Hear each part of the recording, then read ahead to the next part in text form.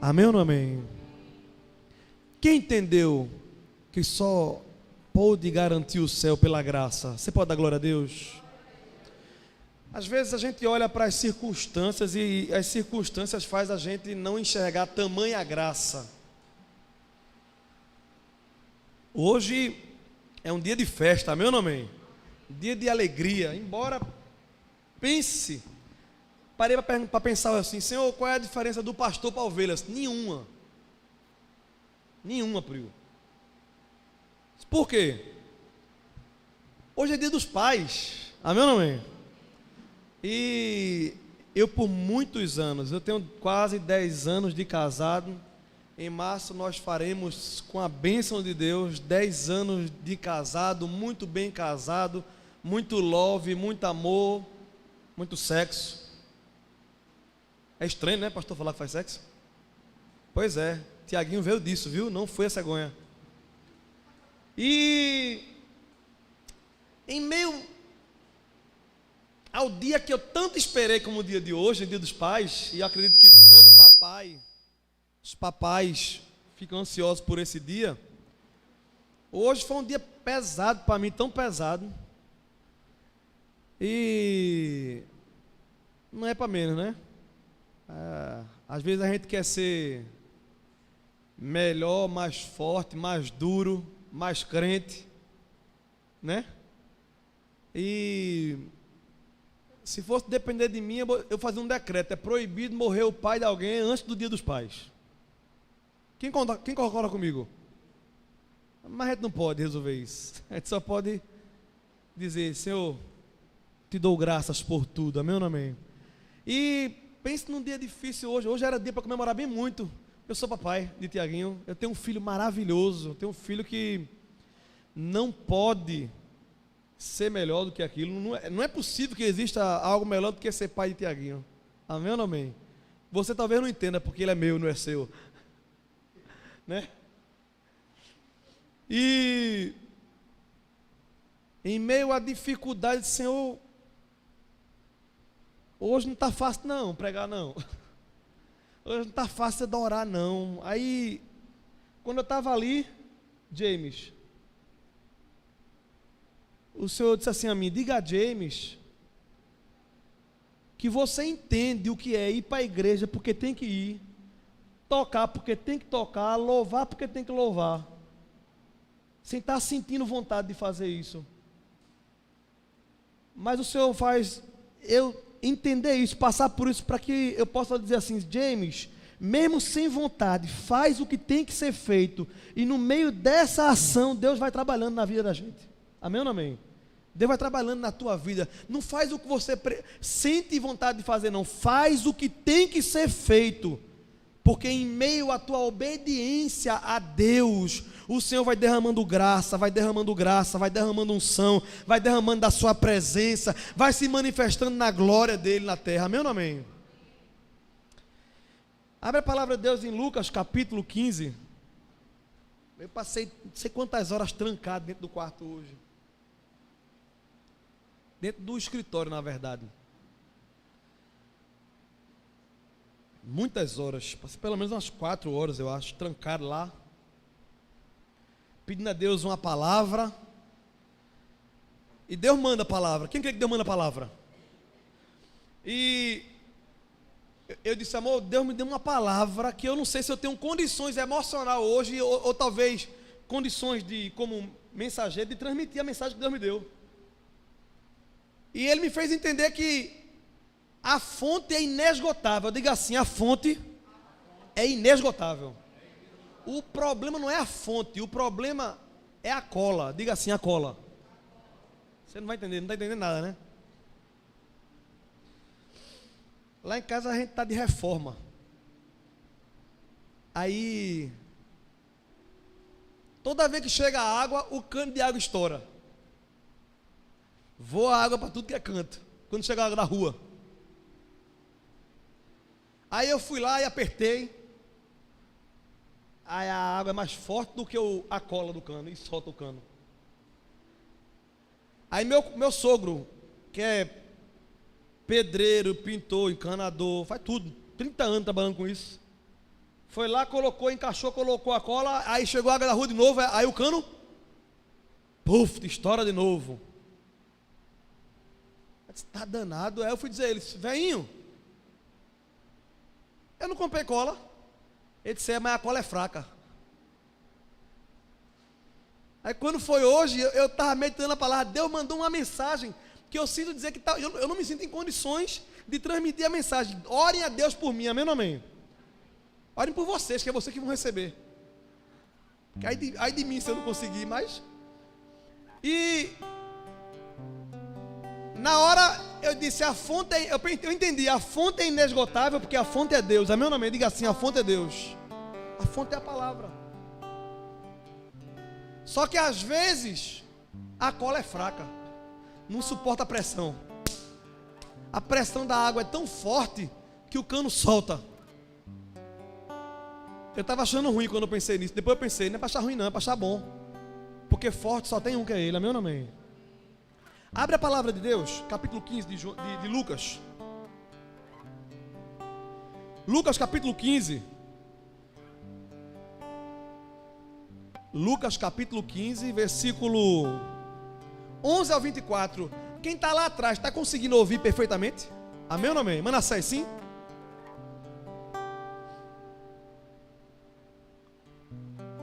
A epígrafe diz assim: a parábola do filho pródigo.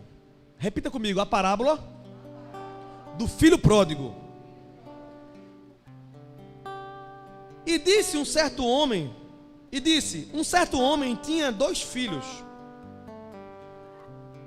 E o mais moço deles disse ao pai: pai, dá-me a parte da fazenda que me pertence. E ele repartiu por eles a fazenda. E poucos dias depois, o filho mais novo, ajuntando tudo, partiu para uma terra longínqua. E ali desperdiçou sua fazenda, vivendo dissolutamente. E havendo ele gastado tudo, houve naquela terra uma grande fome. E começou a padecer necessidades. E chegou-se um dos cidadãos daquela terra,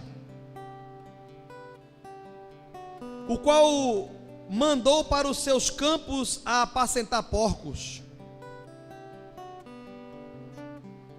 E desejava encher o seu estômago com as bolotas que os porcos comiam. E ninguém lhe dava nada. E caindo em si disse: quantos trabalhadores de meu pai têm abundância de pão, e eu aqui pereço de fome. Levantar-me-ei e irei ter com meu pai, e dir-lhe-ei: pai, eu pequei contra o céu e perante ti, já não sou digno de ser chamado seu filho. Faze-me como um dos teus trabalhadores. E levantando-se, foi para seu pai, e quando ainda estava longe, viu seu pai, e se moveu de íntima compaixão, e correndo, lançou-se-lhe ao pescoço e o beijou. E o filho disse: pai, pequei contra o céu e perante ti, e já não sou digno de ser chamado teu filho. Mas o pai disse a seus servos: trazei-o depressa a melhor roupa, e vestiu-lhe, e pondo-lhe um anel na mão, e sandália nos pés, e trazei o bezerro cevado, e matai-o, e comamos e alegramo-nos, porque este meu filho estava morto e reviveu, tinha se perdido e foi achado, e começaram a alegrar-se. Amém ou não amém? Irmãos,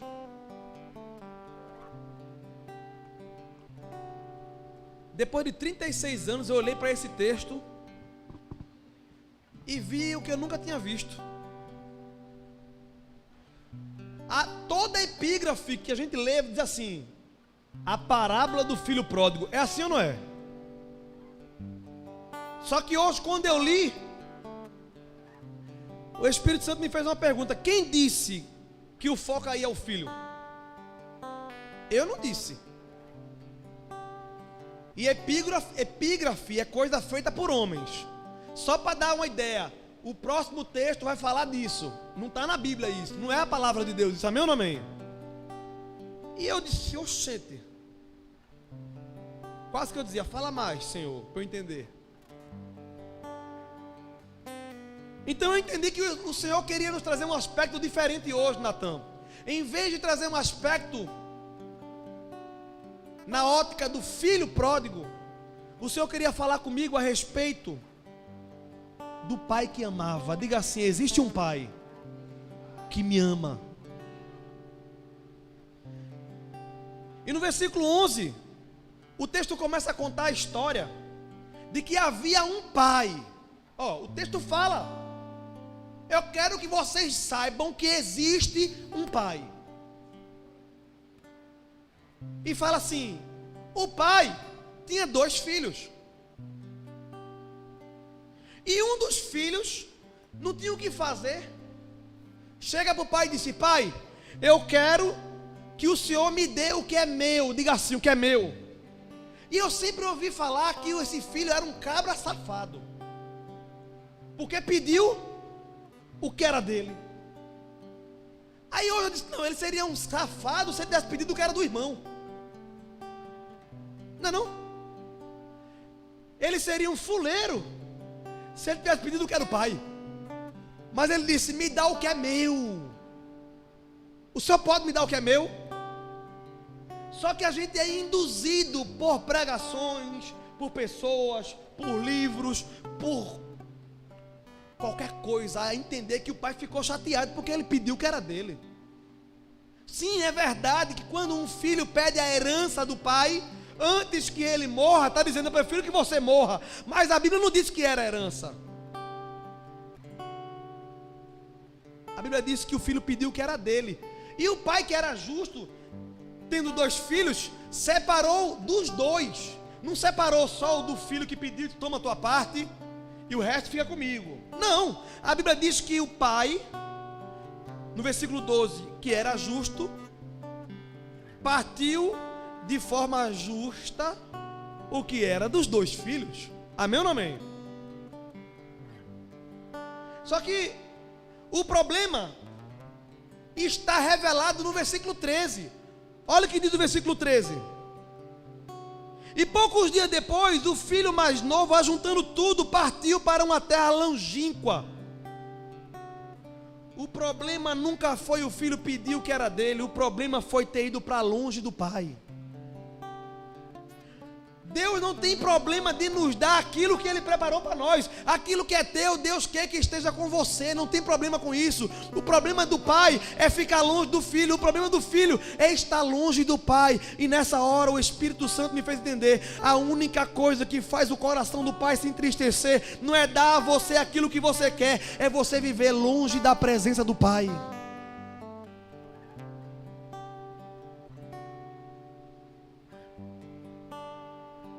Eu disse: Senhor, o que a presença do pai traz?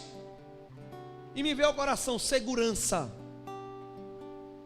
O que a ausência do pai traz? Vulnerabilidade. O que a presença do pai traz? Confiança. O que a ausência traz? Preocupação.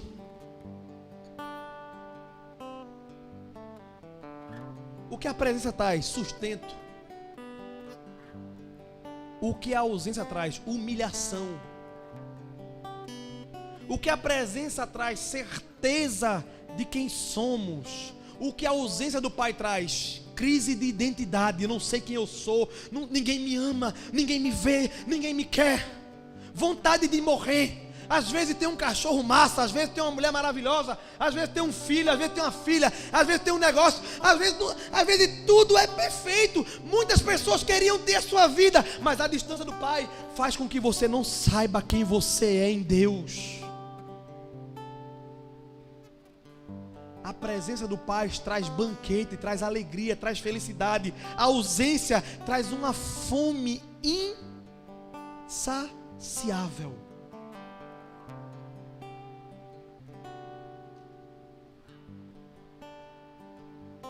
No versículo 14, a palavra fala que ele gastou tudo. Diga assim, gastou tudinho.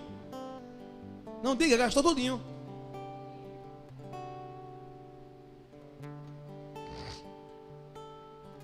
Sabe o que fala isso? Que quando você vai para longe da presença do Pai, falta sabedoria. Quando você fica longe da presença do Pai, até filho fica como mendigo, passando necessidade, passando carência emocional, física, financeira. Mas não é filho, mas filho longe do pai tem resultado de mendigo e de órfão. Amém ou não amém? Você conhece alguém assim? Que tem tudo, mas parece que não tem nada.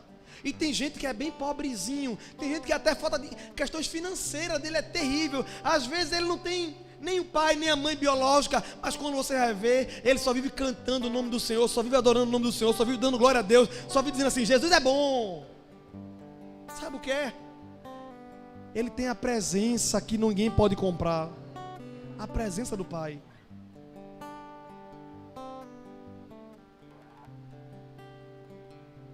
No versículo 15, você percebe que eu estou falando versículo a versículo?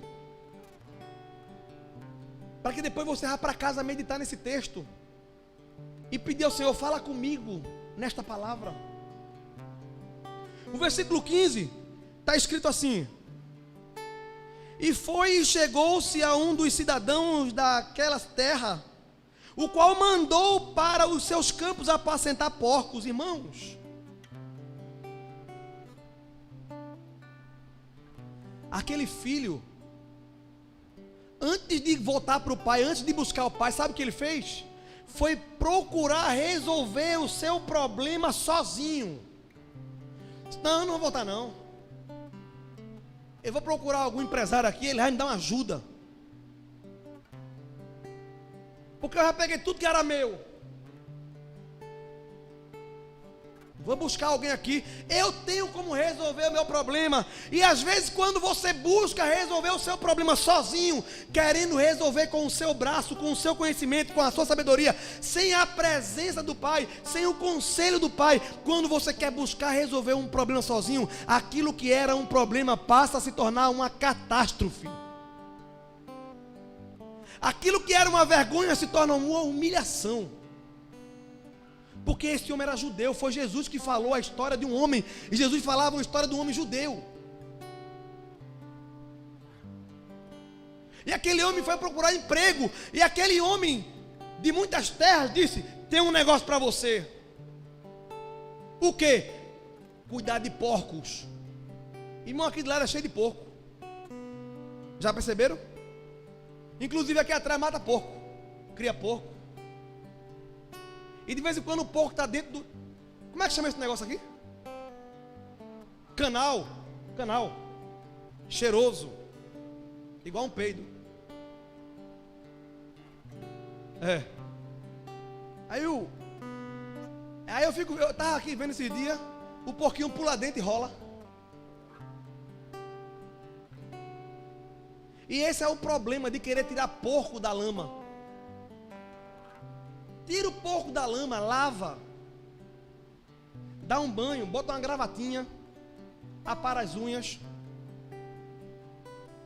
investe nele, bota uma roupinha, um smoke nele, perfuminho pet, leva ele para beira-mar de Boa Viagem, lá em cima, na cobertura,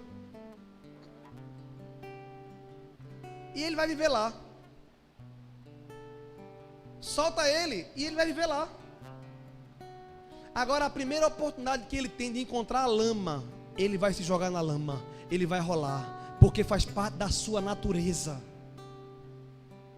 Não tem como transformar, não tem como fazer porco mudar a sua essência. Assim como não tem como manter um filho feliz, alegre, fora da presença do pai. Qualquer coisa que você procurar para se acalentar, qualquer conforto que você procurar, de forma que não seja na presença do pai, é chupeta na boca do menino. O menino quer o peitinho, o menino quer o leitinho, o consolo verdadeiro. O menino quer algo que tire fome. Chupeta só faz enganar e dá mais tempo para chegar ao gagal. O que importa para ele é o gagal. Nós sem Jesus, nós sem a presença do pai, é um monte de criança com chupeta na boca, querendo matar fome que nunca será saciada. Natan, só a presença do pai tem condição de preencher o coração do filho. Amém ou não amém? E aquele homem, sendo judeu, e você vai entender porque judeu não come porco. Sabia disso? Porque segundo a lei que o judeu segue ou seguia, o porco era considerado um animal imundo, impuro. A lei proíbe um judeu comer porco. Não sei se você sabe que o porco é o único animal que não olha para o céu. O músculo dele aqui não faz ele fazer assim não, só olha para baixo. E o judeu não come porco. O judeu não come porco porque Deus disse que não podia comer porco. Para eles, o judeu, para aquele povo separado, povo que era obrigado a seguir a lei. Então quem come porco, para o judeu também é imundo. Agora imagina um filho do judeu, um filho de um homem de muitas posses, pega tudo que tem, vai embora para longe do pai, gasta tudo, acaba tudo, de repente se vê com fome, sem ter o que comer, sem ter o que fazer, vai pedir emprego, vai pedir uma ajuda, e quando chega lá diz: rapaz, tem um emprego para você que é a tua cara. O que é? Cuidar de porco. Vê que humilhação, irmão. Só que quando a gente pensa que chegou no poço, no fundo do poço, é possível descobrir que o fundo ainda é mais embaixo. Aquele homem foi cuidar dos porcos. E quando chegou lá para cuidar dos porcos, a Bíblia diz que ele teve fome. A barriga dele estava roncando, vazia, sem comida. E vinha a memória: meu Deus do céu, como é que eu pude chegar na situação dessa? Como é que eu pude vir parar numa pocígua? É isso que chama? Pocilga. Como é que eu pude? E para piorar, eu agora estou me vendo com vontade de comer a comida do porco e não posso. Não é nem o porco.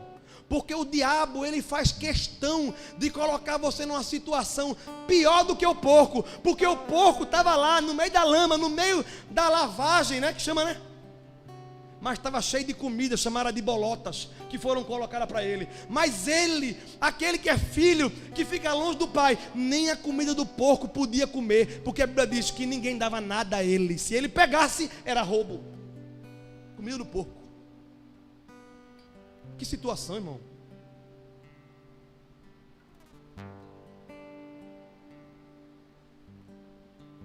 No versículo 17, a Bíblia diz que: e caindo em si, disse: quantos trabalhadores de meu pai têm abundância de pão, e eu aqui pereço de fome. Diga assim comigo, por favor: caindo em si. A expressão caindo em si é uma hipérbole, né? É uma questão do sentido figurado. A questão caindo em si não é ele está andando, ele cai nele mesmo. É uma maneira de fazer a gente entender. É uma expressão que diz assim, mais ou menos: enxergou de novo, caiu a escama. Quer dizer, voltou a ter consciência, ou humildade em reconhecer que está no caminho errado. Cair em si quer dizer voltar a ter noção das coisas. Quantas vezes a gente vê um marido abandonar a esposa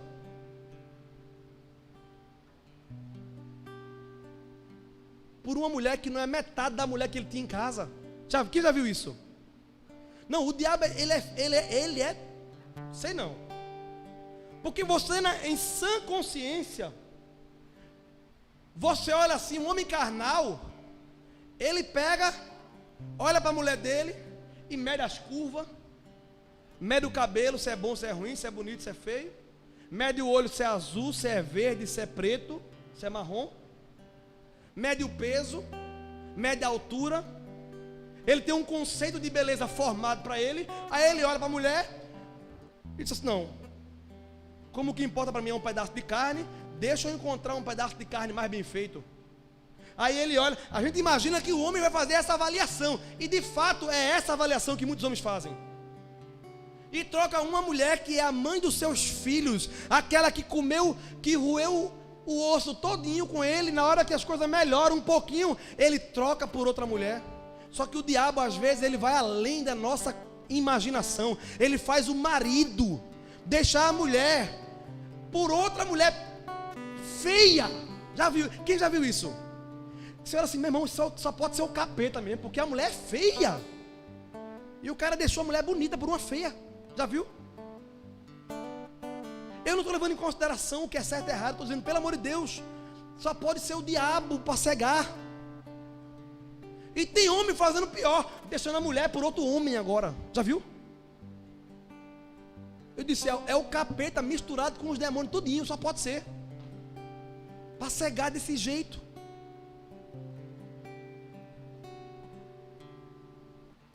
Só que esse filho aqui, a Bíblia diz que ele caiu em si. E ele pensou: quantos trabalhadores do meu pai tenho que comer? E ele traz uma revelação para a gente. Ele diz: ó, pessoal da Grace, ei, você que está assistindo isso aí, não precisa nem ser filho, só em trabalhar na obra do pai, só em estar perto do meu pai, tem sustento, tem cuidado, tem presença, tem conforto, tem segurança, come coisa boa e não falta pão. Não precisa nem ser pai, nem ser filho. Só em estar servindo, ele diz assim: ó, você não tem noção do que eu estou conseguindo ver aqui no meio dos porcos. Os escravos, só porque andam com meu pai, come o que é bom desta terra. Eu só queria comer e não posso.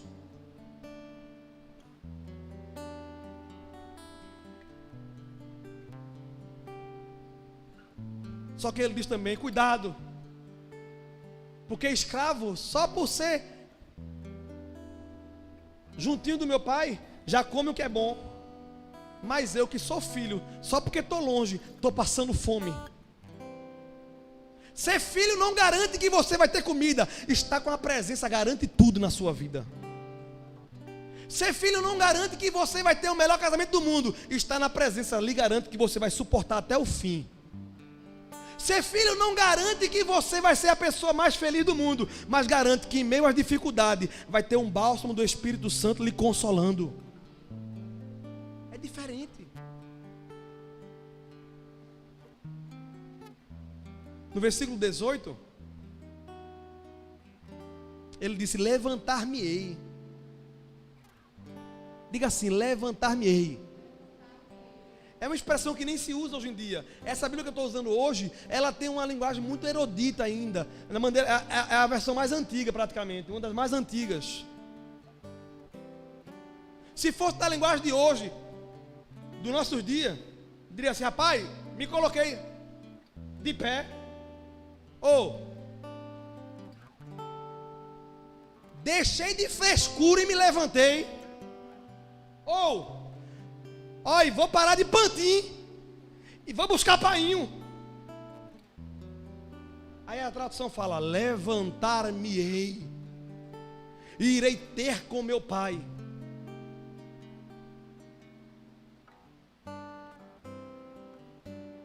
E aqui ele nos dá o caminho. Para você ter condição de voltar para a presença do pai, a primeira coisa que tem que fazer é reconhecer que está caído. Porque enquanto eu e você achamos que estamos de pé na condição de caído, é impossível voltar na presença do Pai. A primeira coisa, diga assim, é reconhecer que está caído. A segunda coisa é decidir se levantar. Porque se você ler todo o capítulo 15, você vai perceber que antes da parábola chamada de filho pródigo, tem duas parábolas. Tem a parábola do pastor que procurou a ovelhinha, depois tem a parábola da mulher que perdeu a dracma e procurou a dracma, e os dois encontraram o que procuraram, e todos os dois fizeram uma grande festa depois que encontraram. Mas quando chega no filho pródigo, não é o pai que procura o filho. Sabe por quê? Porque Deus diz: ei, você não é coisa, você é gente. Ei, você não é qualquer coisa, você não é objeto, nem é animal, você é filho. Você tem condições de ter consciência, de se levantar e procurar a presença do Pai. Basta você querer se colocar de pé. Primeira coisa é reconhecer que está caído. Segundo, decidir se levantar. E terceiro, assumir total responsabilidade da queda. Deus não tem problema em receber um filho que caiu, mas Deus não vai procurar um filho que não reconhece que a culpa é dele. Assumir a responsabilidade é tirar de Deus a culpa. Porque muitas vezes a gente conta historinha assim: não, eu deixei a presença do pai porque meu marido me deixou. Eu deixei a presença do pai porque os meus negócios estão dando tudo errado. Já viu? Não, eu saí da igreja porque... E sempre tem um porquê depois, sempre tem uma historinha depois. Só que o que faz você ter condição de chegar na presença do Pai é reconhecer que você caiu, que você se afastou, que você se levantou, que você assume toda e qualquer culpa e responsabilidade. Qualquer coisa que o Senhor me der, eu aceito. Vê que humildade. Versículo 19 diz assim: já não sou digno de ser chamado teu filho, faz-me como um dos teus trabalhadores. Ele repete isso. Primeiro ele ensaiou. Vocês perceberam que o filho estava longe e disse: vou me levantar, vou ter com meu pai e vou dizer: pequei contra o céu, pequei perante ti, não sou digno de ser teu filho. Ele ensaiou o que ia dizer antes. Ele se preparou emocionalmente para tomar uma decisão. Só que aqui agora, ele coloca em prática aquilo que ele se preparou para fazer.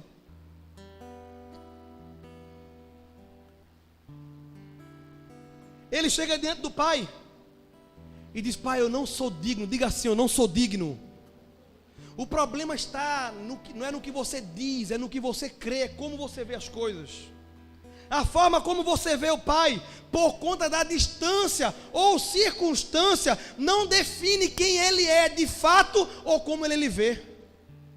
Muitas vezes, por causa da distância do Pai, nós começamos a ter uma visão errônea de quem é Deus e de como Ele nos vê. Não importa a dificuldade que você esteja enfrentando, não importa a profundidade do poço que você esteja habitando, Deus continua o mesmo e continua lhe vendo como filho, lhe amando de todo o coração. Não vai ser a distância de você e Ele que vai fazer que mude o amor que Ele tem por você.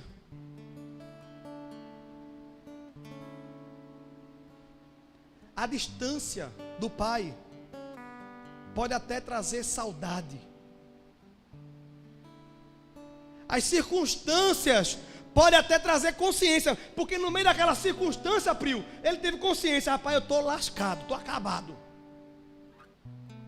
Ele só conseguiu perceber que estava totalmente separado do Pai quando estava no fundo do poço. Então, distância traz saudade, circunstância traz consciência, mas só a presença do Pai pode trazer a revelação de quem Deus é e de como Ele nos vê. Só a presença. Quando a gente chega perto do Pai, quando a gente volta para a presença do Pai, é revelado a nós que Ele nunca mudou e quem nós somos continua sendo a mesma pessoa de sempre. Nós continuamos sendo filho de Deus, perto ou longe, somos o filho de Deus. O problema é que a gente tem o costume de querer desenvolver relacionamento a partir da justiça. Já viu? Todo pai ou mãe já teve um estresse com o filho, ou não? Ou todo filho que aqui está, talvez nem todo mundo seja pai ou mãe, mas todo mundo aqui é filho, amém ou não amém? Ninguém nasceu de chocadeira? Só que a gente tem o costume de querer firmar relacionamentos a partir da justiça, mas relacionamento é firmado a partir do amor e nunca da justiça. Porque quando você tenta firmar relacionamentos pela justiça, o relacionamento já começa rompido. Se Deus fosse buscar se relacionar conosco através da justiça, nunca seríamos amigo de Deus, nunca teríamos relacionamento com Deus, nunca teríamos relação com o Pai. Na verdade, o amor é a ponte que liga o pecador ao Pai. O amor é a ponte que completa aquilo que foi medido pela justiça. A justiça mede e diz a separação entre você e o Pai. O amor diz: eu completo aquilo que está faltando e uno os dois. A justiça quer separar você da presença. O amor paga qualquer preço para te unir ao Pai.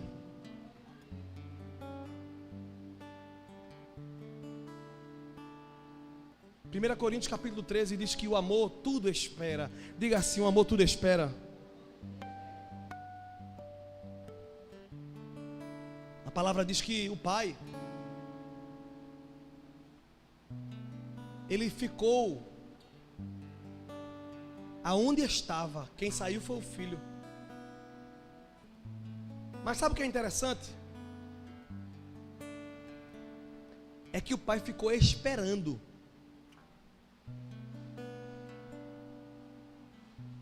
Hoje em dia acontece de a filha, antes de casar, tem relação que não deveria ter com o namorado. E aí, na maioria das vezes, só porque não podia, só porque não devia, engravida. Já viu isso? Tem casais que são casados, passam 10 anos de casado tentando um filho, tenta inseminação artificial, tenta, como é que chama? Fertilização, paga 10, 15, 20, 30 mil e nada. Tem casal de namorado que faz qualquer negocinho e embucha. Já viu? Só porque não era o tempo, porque não era a hora. Aí o pai, que diz que ama aquela princesa de todo o coração, quando a princesa diz: pai, infelizmente, eu pequei contra o Senhor e contra o céu. O que foi? Eu estou grávida. A partir de agora não é mais minha filha. Já viu isso? Quem já viu isso? A partir de agora saia de casa. Vá se virar. Não é assim, Edson? É o pai que tenta resolver as coisas com a justiça. Mas esse pai aqui, a Bíblia diz que ele tem consciência de que errou foi o filho. Mas todos os dias ele estava na varanda esperando a volta do filho. A porta nunca esteve fechada. A porta não está fechada. A Bíblia diz que esse pai estava esperando. Só que quando pensou que não, o filho apareceu lá na esquina. Como ele estava atento, esperando, a Bíblia diz que o pai viu ele primeiro e não esperou ele chegar. O pai judeu, entenda porque eu estou usando a expressão judeu, porque um judeu naquela posição, onde tinha muitos escravos, muitos servos, muita fazenda, muito gado, muito poderoso, um homem daquele calibre jamais sairia correndo no meio das pessoas. Era um homem que andava com autoridade, um homem que andava com prudência, um homem que andava sem causar escândalo. Mas quando ele viu o filho que ele tanto amava, a Bíblia diz que ele deixou toda e qualquer consequência, ele deixou todo e qualquer julgamento, ele deixou tudo que os outros poderiam pensar a seu respeito, e ele correu ao encontro do seu filho e se lançou no pescoço do filho, como quem diz: eu estava sentindo saudade do teu cheiro, eu queria te abraçar, como eu esperei por esse dia. É um pai que não está preocupado com o que vão pensar. Eu me preocupo em ter o meu filho na minha presença. É um pai que não é religioso, é um pai que é amoroso.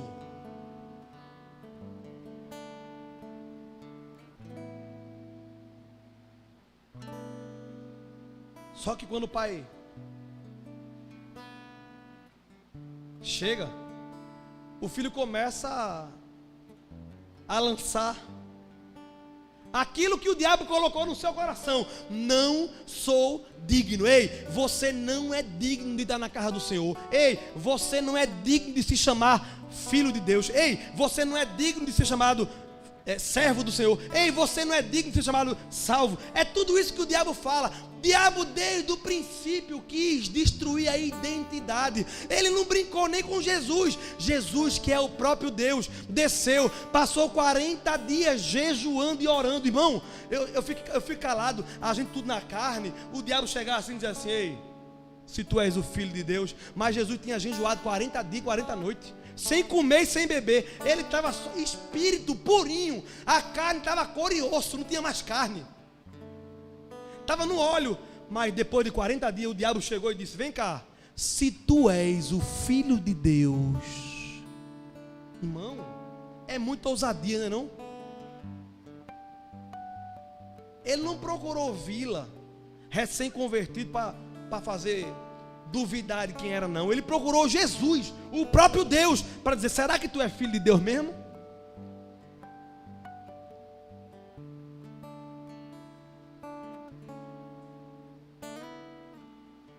O diabo quer destruir a tua identidade de filho.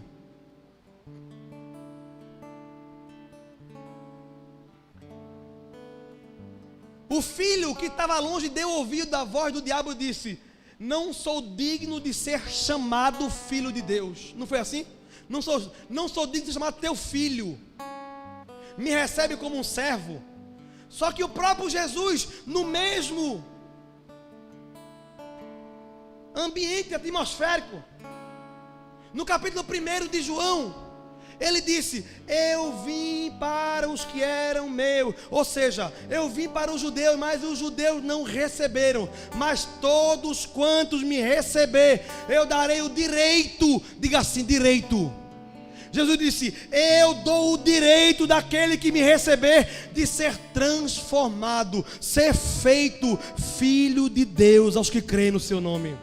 O diabo diz: tu não é digno nem de ser chamado. Jesus disse: ei, você não precisa ser chamado, porque você é meu filho. Você é filho de Deus. Não precisa ser chamado. Chamado é pouco. O que Deus tem para você é uma identidade de filho.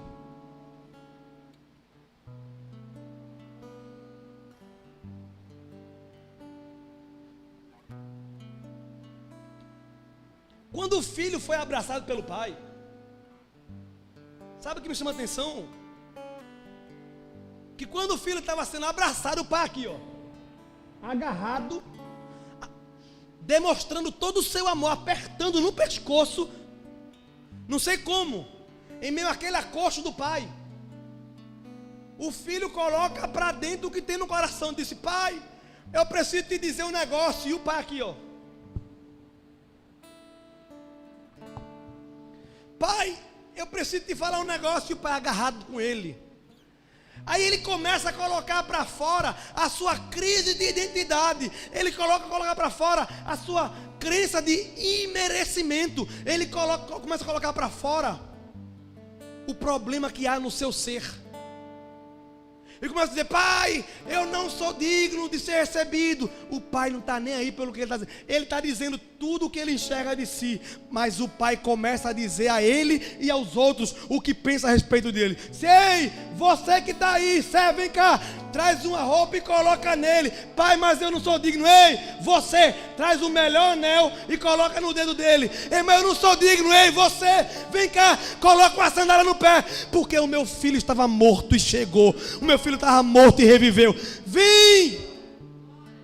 Está nem aí. Enquanto a culpa vem dizendo você não merece, o Pai está dizendo não importa quem merece, importa quem você é, importa quem eu sou na sua vida. Eu sou o teu Pai, eu sou o teu Pai, eu tenho cuidado de ti.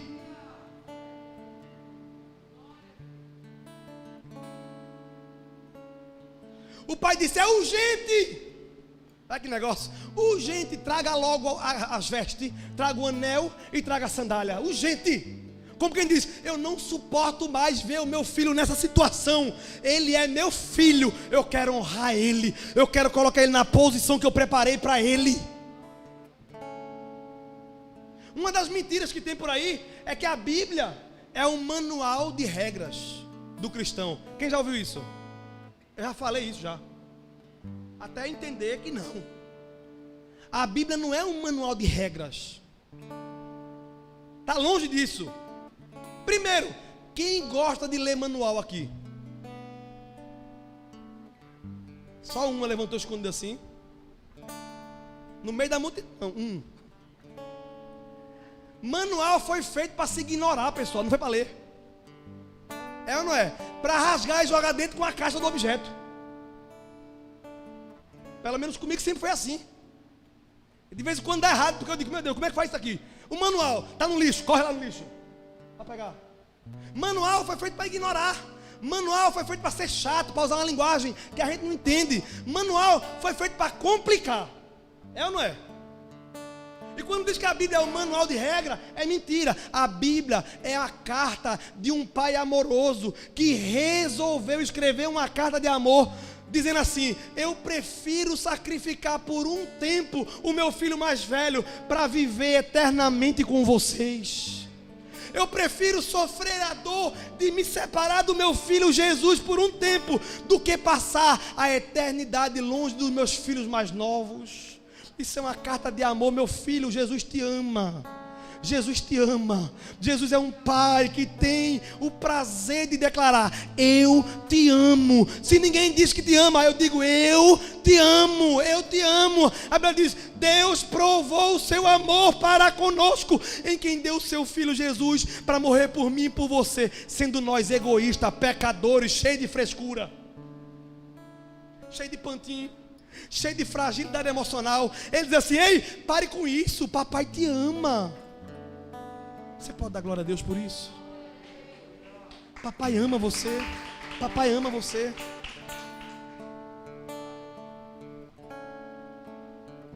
Só que eu fui meditar para saber o que significava a roupa, o que significava o anel e o que significava a sandália nos pés. Nem sei se eu tenho tempo para isso. Tem.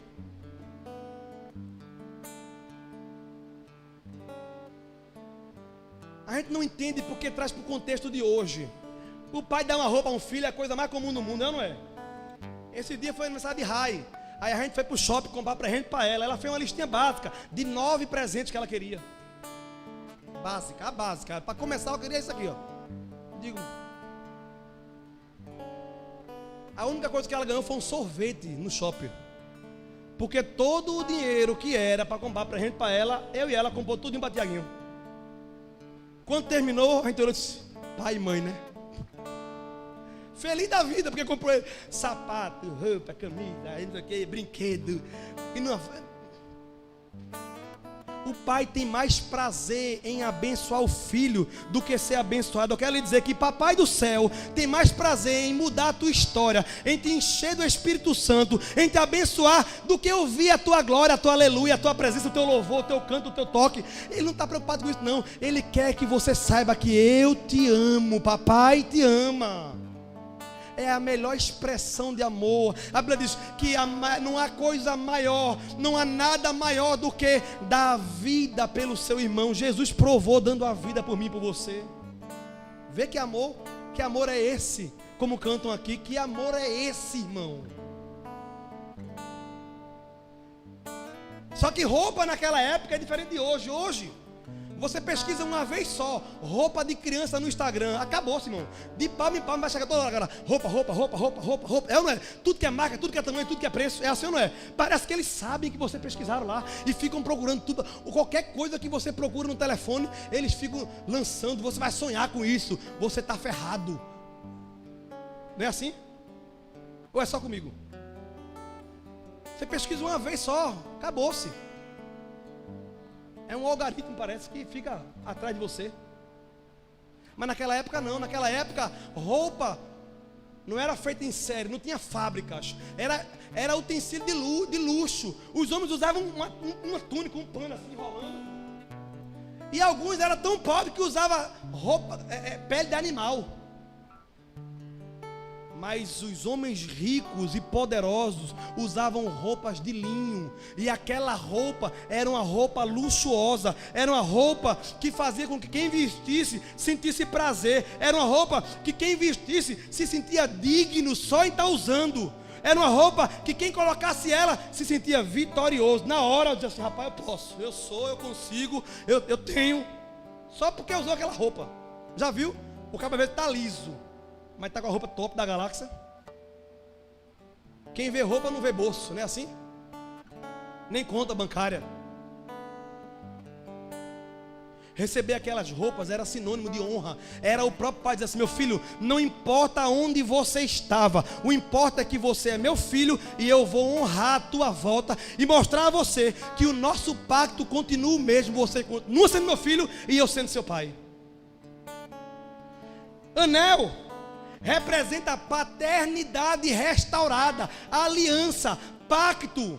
Anel fala de autoridade. Eu vos dou autoridade. Você voltou e tudo vai ser como era antes. Não vou ficar lançando em rosto o que você fez de errado. Não vou lançar na sua cara as culpas que você merece. Não vou lançar no seu rosto as coisas erradas que você fez. Esse anel representa, temos uma aliança que foi restaurado pelo meu amor por você. Só que o texto fala, colocar anel no dedo. Diga assim, anel no dedo. Quem já viu anel em outro lugar? Hein? Eu disse anel no dedo, redundância. Mais ou menos por aí, né? Professor. Não, né? Subir para cima né? Sim. Só que anel para mim só é pro dedo. Quem já viu anel em outro lugar? Só que quando você vai na origem ali, anel e joia tem o mesmo sentido. E era costume naquela cultura, os homens que serviam aos senhores, que vinham de escravidão, receber a carta de alforria. E ele, em vez de ser escravo, passou a ser servo. E ele recebia como marca uma furada na orelha.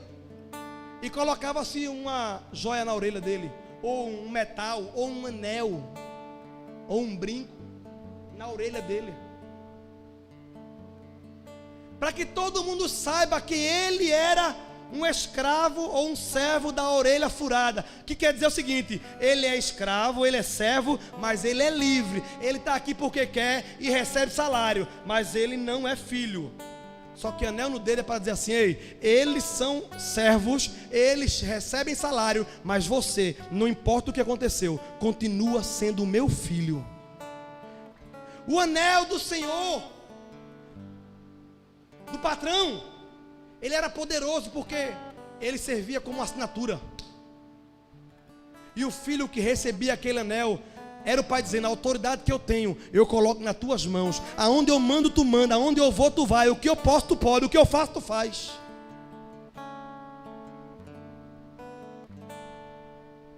O anel era Deus dizendo assim, o meu perdão é completo. O anel era para dizer assim, ei, acabou. Não tem mais condenação. As coisas velhas se passaram. Eis que tudo se fez novo. Vem. Acabou.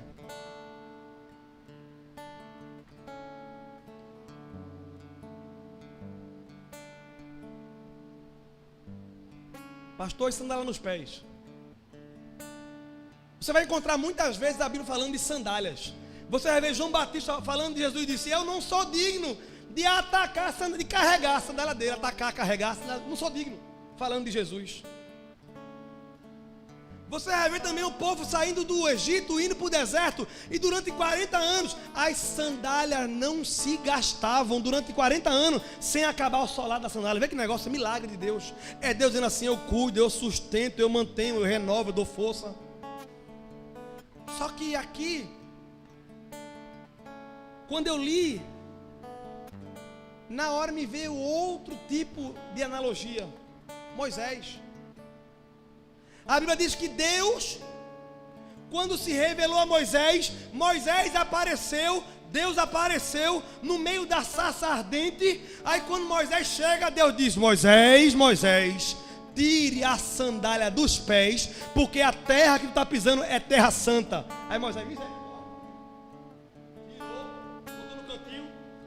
Teu servo está aqui, quero nem ver para não morrer fulminado.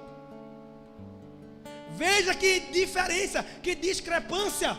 Tira a sandália, Moisés. Eu sou Deus, e essa terra é santa. Não é todo mundo que pode pisar aqui não. Tira a sandália, Moisés. É um Deus falando com um servo. Amém ou não amém? É um Deus falando com um profeta. Amém ou não amém? É um Deus falando até com um amigo. Tira a sandália do pé. E a gente tem mania de chegar na casa do povo, e dependendo de como estiver no terraço, se tiver um monte de sandália, a gente tira a sandália também, né? Para não entrar. Se não tiver nenhuma, a gente entra de sapato também. Não é assim? Interessante que tem 30 sandálias lá fora. Aí você entra descalço, aí a pessoa diz: precisa tirar não. Acaba de ir, por que é aquela ali fora? Né? A gente sabe que foi só por educação. Ele quer que tire. Só que Deus não deixa nada na subliminar. Deus não deixa nenhum recado assim. Deus disse: ei, você, Moisés, tire a sandália do pé. Aí eu disse: Senhor, por que Moisés, na tua presença, teve que tirar a sandália? Aí me veio o coração: porque ali era o Deus falando com o servo. E por que o filho, o Senhor falou, coloca a sandália? Porque ali era o pai falando com o filho. E pai e filho têm intimidade. Pai e filho ocupam o mesmo espaço. Pai e filho entram no mesmo ambiente, sem diferença. O filho, o sapato nem dá no pé, mas o filho vive calçando até o sapato do pai. Não é assim? É o pai dizendo: ei, coloca a sandália no meu filho, porque eu e ele somos um. E essa sandália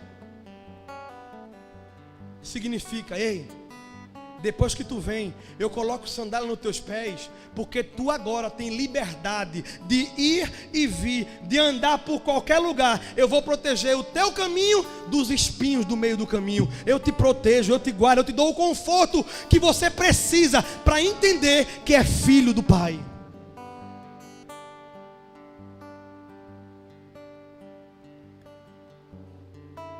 Agora, eu não tenho mais o que inventar. Eu não tenho mais o que dizer. Eu tenho que dizer o seguinte: ei, tu é filho de papai. Tu é amado do Pai. Talvez tu esteja na condição de humilhação. Talvez você esteja distante da presença do Pai. E eu queria que você ficasse de pé, se possível. Eu queria te chamar o Ministério do Louvor para louvar.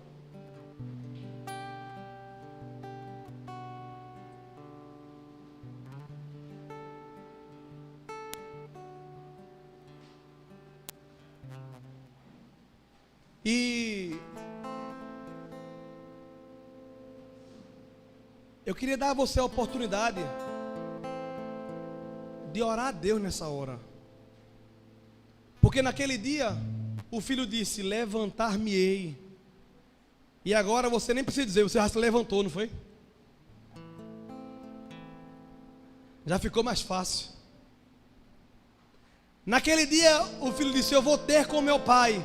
Mas nem precisa mais. O pai veio ter com você nessa noite.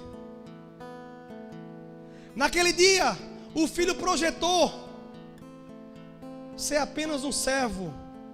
Mas hoje o pai lhe disse: eu quero você como filho. O que eu tenho para você é muito mais do que você imagina. Os meus pensamentos a teu respeito são mais altos do que o céu. O que eu tenho a teu respeito são pensamentos de paz e não de mal, para dar a você o final que você espera. Então venha, ora a mim, me busca, e eu serei encontrado de vós, e eu vou mudar a tua situação.